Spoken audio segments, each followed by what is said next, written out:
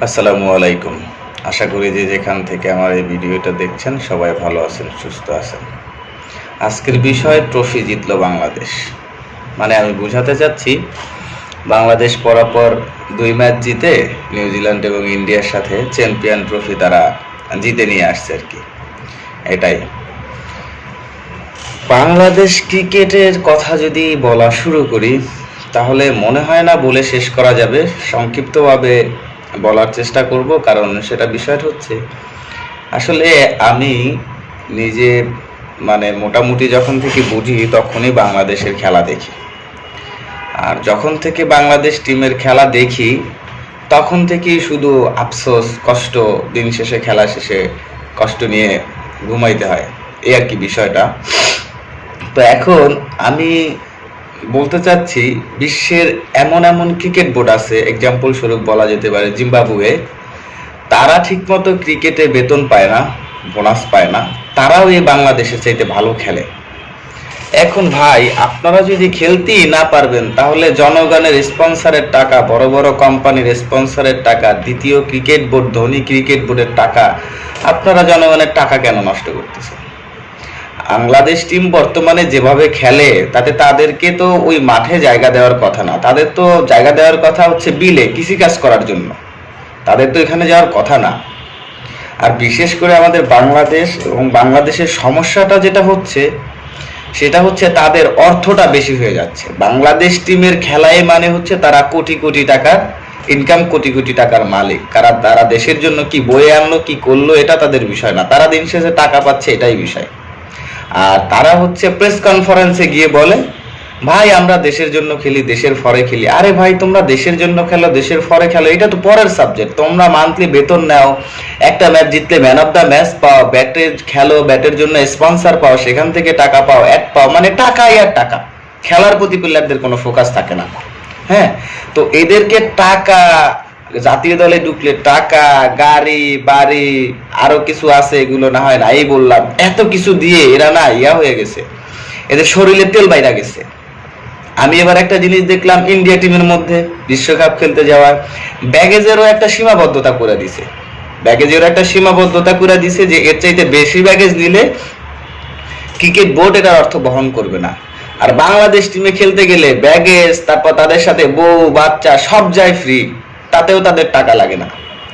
ভাই ক্রিকেট বোর্ডের প্রতি একটা আবেদন, আপনারা বাংলাদেশ টিমের এই তাদেরকে যে টাকার সংখ্যাগুলো দিচ্ছেন বা টাকা দিচ্ছেন, হ্যাঁ, এই টাকাগুলো দেওয়া একটু কমায় দেন।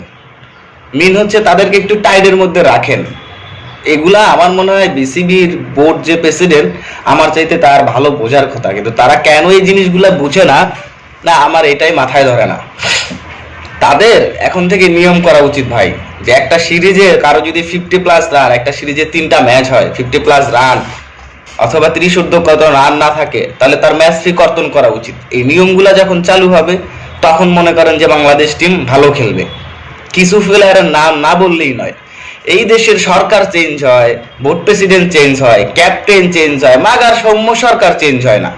সৌম্য সরকার এ যেই প্রেসিডেন্টই আসুক আর যেই থাকুক, এ জাতীয় দলে থাকবেই, তাতে বিপিএল খেলুক বা যাই খেলুক। এই যে কোন পাওয়ারে খেলে এটাই আমি বুঝি না। সৌম্য সরকার আর তানজিদ তামিম রে যে পরিমাণ সুযোগ ওপেনিং এ দেওয়া হয়েছে, এই পরিমাণ সুযোগ যদি বাংলাদেশের ইমরুল কায়েস, এনামুল হক বিজয় অথবা মিডল অর্ডারে সাব্বির রহমান এদেরকে দেওয়া হইতো, এদের চাইতে অনেক অনেক ভালো করতো। বাংলাদেশ টিম বিশ্বকাপ না জিতলেও তানজিদ তামিম আর সৌম্য সরকার যে ওপেনিং শুরু করে, আর সৌম্য সরকারের কথা তো না বললেই নয়, এটা তো সৌম্য সরকারের মনে হচ্ছে যে তার বাপের বোর্ড, সে মন চাইলেই খেলবে, পারফর্ম করুক আর নাই করুক। কিন্তু এই পাওয়ারগুলো সে কোথা থেকে পায়, এটাই হচ্ছে বলার বিষয়। হ্যাঁ, কিছু বিষয় না বললেই না, এটাই হচ্ছে বলার বিষয় যে তারা এই সৌম্য সরকারের মতো প্লেয়ার, ওপেনার, এগুলো বাংলাদেশের আনাচে কানাচে খুঁজলে ভাই অভাব নাই। এদেরকে কেন জাতীয় দলে খেলাইতে হবে? এরা যে ডাব্বা মারে, এক দল মনে করেন যে 300 রান করলে এরা 200 রান করার ক্যাপাবিলিটি রাখে না, আবার প্রেস কনফারেন্সে ভাই আমরা দেশের জন্য খেলি, দেশের ফরের জন্য ফরে খেলি। আর আপনারা যারা ক্রীড়া সাংবাদিক আছেন, আপনারা মনে হয় প্লেয়ারদের প্রশ্ন করতে ভয় পান। তারা কি খেলে যে প্রেস কনফারেন্সে বলে দেশের জন্য খেলছি, দেশের পরে খেলছি, আর এই ভুল থেকে শিক্ষা নিছি। আরে ভাই, আমার বয়স 23-24 বছর, আমি 23-24 বছরে যে বয়স থেকে খেলা দেখতেছি, সেই বয়স থেকে বাংলাদেশের যে ক্যাপ্টেন আসে, যে আসে, ভাই আমরা ভুল থেকে শিক্ষা নিচ্ছি, আমরা ইয়া করতেছি। তোমরা কি ভুল থেকে শিক্ষা নিতেই যাও? তাহলে দেশে বিপিএল ডিপিএল এগুলো কি জন্য খেলো, যদি ইন্টারন্যাশনাল টিমে ভুল থেকে শিক্ষা নিতে যাও? আবার বাংলাদেশের নারী টিম খেলতে যায় বিশ্বকাপ চ্যাম্পিয়ন ট্রফি, তারা যে খেলার আগেই বলে আমরা 2টা ম্যাচ জিতলেই খুশি। ভাই তুমি খেলতে যাওয়ার আগে যদি তোমরা 2টা ম্যাচ জিতলেই খুশি, তাতে আবার বিসিবি থেকে বেতন পায়, বোনাস পায়, তাদেরকেও আবার বোনাস দেওয়া হয় 2টা ম্যাচ জিতলেই খুশি, তাহলে তোমার খেলার দরকার কি ভাই? তাই তো খেলার দরকার নাই, 2টা ম্যাচ বিক্রি করে দিতা, ফিক্সিং করতা, ফিক্সিং করে টাকা নিতা, টাকা কামাইতা। টাকা কামানটাই যদি উদ্দেশ্য হয়। বর্তমান বাংলাদেশ টিম ভাই যেভাবে খেলে, তাদেরকে নাঙ্গল নিয়ে আর গরু নিয়ে মাঠে খেলতে দেওয়া উচিত, মানে বিলের মধ্যে খেলতে দেওয়া উচিত। স্টেডিয়ামে তাদের খেলার যোগ্যতা নাই। যদি না খেলতে পারে ভাই, এদের মতো প্লেয়ারের একটু সিস্টেমে পরিবর্তন আনেন। আমি বুঝাতে চাচ্ছি, একটু অর্থনৈতিক দিকটা চাপায় দেন, যে তারা কোটি কোটি টাকা, গাড়ি বাড়ি, স্পন্সর, তারপর মনে করেন যে ম্যান অফ দ্য ম্যাচ চুক্তি, এরা কি খেলে ভাই? আমার মনে হয় আপনি খুঁজলে সৌম্য সরকার আর তানজিদ তামিমের মতো ওপেনার বাংলাদেশের আনাচে কানাচে পাবেন। এগুলো হয়তো তাদের বোর্ডে মামু খালু চাচা নাই, এজন্য খেলে না, নাহলে এত কিছু চেঞ্জ হয়ে গেল। মাগার সৌম্য সরকার যেখানেই থাকুক বা না থাকুক, এই আপনার বিশ্বকাপ চ্যাম্পিয়ন ট্রফি কোথাও আসলে সে মনে করেন যে দলে আছে ওপেনারে, আর কেউ জায়গা নাই। তামিমরে তো নেয়নি না ভাই, না একটা নাটক করছেন পোলাডার সাথে, মান সম্মান গেছে না পোলাডার কেন খেলতে আইবো? বিজয়রে নিতেন। সৌম্য সরকার কি ওপেন করে ভাই? সৌম্যর চাইতে মনে হয় বিপিএল এ বিজয় ভালো খেলছে। আপনারা মনে করেন যে যার যেখানে মন চায় এইখানে নিলেন।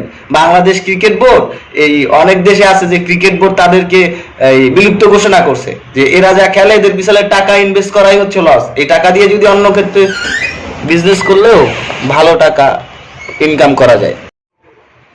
এরপর আসেন আমাদের ক্যাপ্টেন নাজমুল হোসেন অশান্ত। এ মনে করেন যে যেদিন 6 মাস বা বছরে একটা সিরিজ ভালো খেলবে, সেদিন সবাই অশান্ত করে দিবে। যেমন কালকে 77 রানের একটা ইনিংস খেলছে।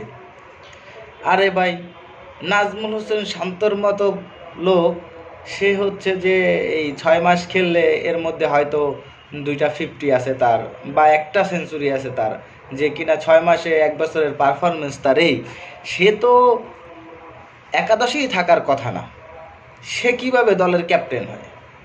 আপনারা দলে রিয়াদের মতো, মুশফিকের মতো সিনিয়র ক্যাম্পেনার থাকতে আপনারা নাজমুল হোসেন শান্তর মতো এক লোকের আইসিসির চ্যাম্পিয়ন ট্রফিতে ক্যাপ্টেন বানাই দিলেন ভাই। আমাদের ফারুক সাহেব বিসিবি বোর্ড সভাপতি, তার কথা আর কী বা বলবো?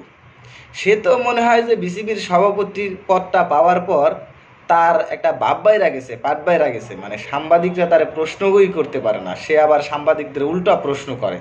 তার একটা পাট বাইরা গেছে। আর তার একটা প্রেস কনফারেন্সে দেখলাম সে ঠিকঠাক ইংরেজিও বলতে পারে না ভাই। সে বলে এসপি, টাইগার। আরে ভাই, টাইগারটা আবার কি? আমি তো জানতাম এটা টাইগার, এসপি, টাইগারটা আবার কি?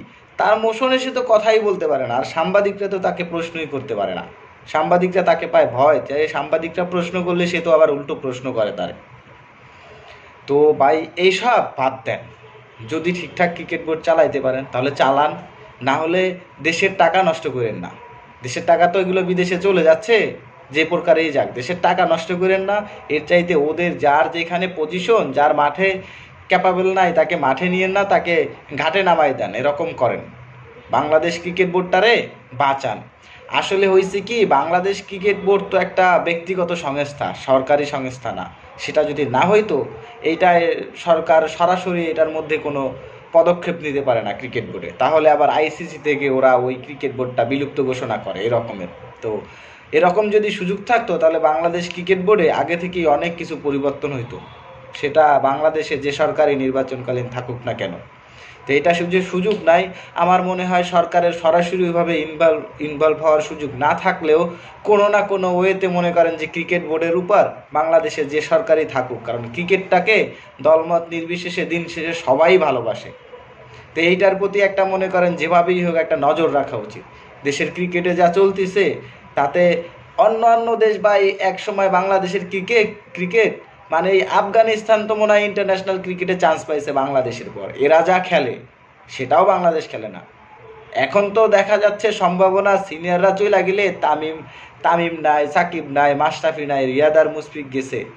আমার মনে হয় বাংলাদেশ ক্রিকেটের স্বর্ণালী সময় গেছে 2000 মেবি 15 বা 16 সাল, আমার ঠিক মনে নাই, যেই সময়টাতে মাশরাফি ক্যাপ্টেন ছিল। কাকে কাকে হোয়াইট ওয়াশ করলো সাউথ আফ্রিকা, ইন্ডিয়ার সাথে সিরিজ জিতলো, আরও কাদের কাদের, ওই সময়টায় বাংলাদেশের স্বর্ণালী সময় গেছে ওয়ানডেতে। আর তামিম মাঝখানে ক্যাপ্টেন থাকার পর কিছুদিন ভালো খেলছিল, কয়েকটা সিরিজ জিতছিল, এই আর কি। তো এরপর থেকে আর এখন তো বাকি আছে রিয়াদ আর মুশফিক, এরা যদি অবসরটা নিয়ে নেয় তাহলে মনে হয় না যে বাংলাদেশ ক্রিকেট সার্কেস ছাড়া আর কিছু হবে, অথবা কেনিয়ার মতো হয়ে যাওয়ার সম্ভাবনা আছে বাংলাদেশ ক্রিকেটটা। তো কেনিয়ার মতো হওয়ার আগে ক্রিকেটটাকে বাঁচান, আর যদি এটারে রাখতে চান তাহলে দেখেন অন্য অন্য ক্রিকেট কীভাবে উন্নতি করে।